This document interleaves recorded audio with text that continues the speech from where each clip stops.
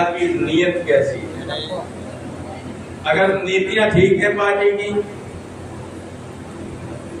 नेता भी ठीक है, लेकिन नियत नीतियों को लागू करने की नहीं है, तो किसी को कुछ मिल नहीं सकता। इस 3 पैरामीटर्स पर आप सारी पार्टियों को देखिए, आपके सामने जो लड़ रहे हैं, खासतौर समाजवादी पार्टी और बीजेपी। समाजवादी पार्टी ने दलितों, पिछड़ों और समाज के गरीब लोगों, चाहे वो किसी उसमें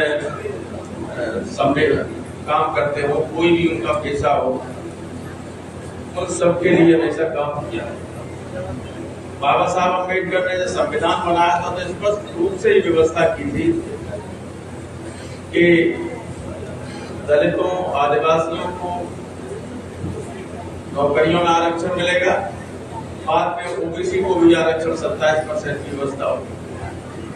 और आरक्षण इसलिए व्यवस्था की गई थी ताकि गरीब लोग, इनके लड़के भी कभी कलेक्टर और एसपी हो सके।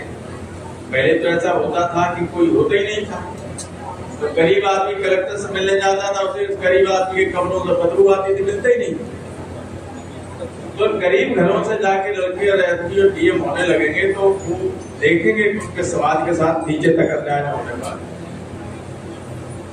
लेकिन हमने इसको पूरी तरह से लागू करने की कोशिश, बीजेपी ने इस पूरे आरक्षण की व्यवस्था को खत्म कर, कानून खत्म नहीं किया, लेकिन होशियार लोग रास्ता निकाल लेते, घुमा फिरा के सरकार ने नौकरी देना बंद कर दिया और कहा कि भाई यहाँ ये सैफई में मेडिकल यूनिवर्सिटी है गवर्नमेंट, हजारों लोगों को नौकरियां देती, बोले इसमें गवर्नमेंट कोई वैकेंसी नहीं निकालेगी, आउटसोर्सिंग से लोगों को नौकरी दी जाएगी। टाटा की कंपनी को दे दिया गया अधिकार, वो आउटसोर्सिंग से नौकरियां देगा। वार्ड बॉय है, स्टाफ नर्स है या कोई। अब इसमें जो नौकरियां लगती है इसमें कोई आरक्षण नहीं। अगर 500 लोग भर्ती किए गए तो उसमें अगर आरक्षण लागू होगा तो 250 दलित और पिछड़े होते।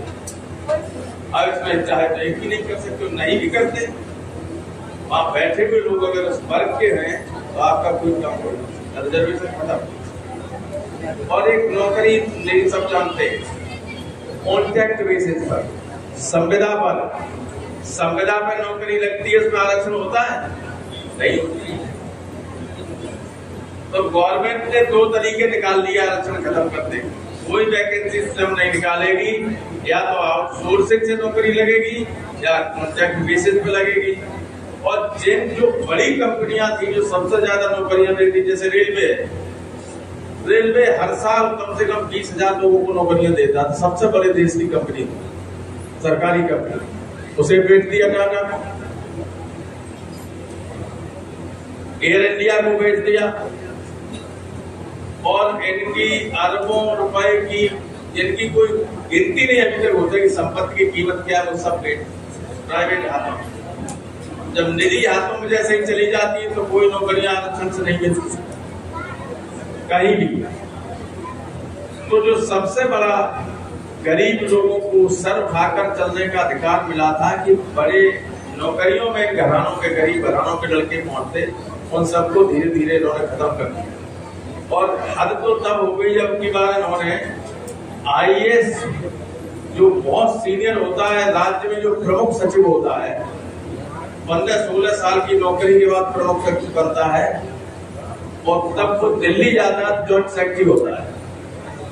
इन्होंने सीधे जॉइंट सेक्रेटरी व्यापारियों के, बड़े उद्योगपतियों के यहाँ जो एजेंट काम करते थे, उनको डायरेक्ट जॉइंट सेक्रेटरी बनाना शुरू कर दिया। उसमें कोई रिजर्वेशन नहीं। मैंने राज्यसभा में पूछा था कि जितने आपने जॉइंट सेक्रेटरी डायरेक्ट बनाए, उनमें कितने पिछड़े और कितने दलित हैं।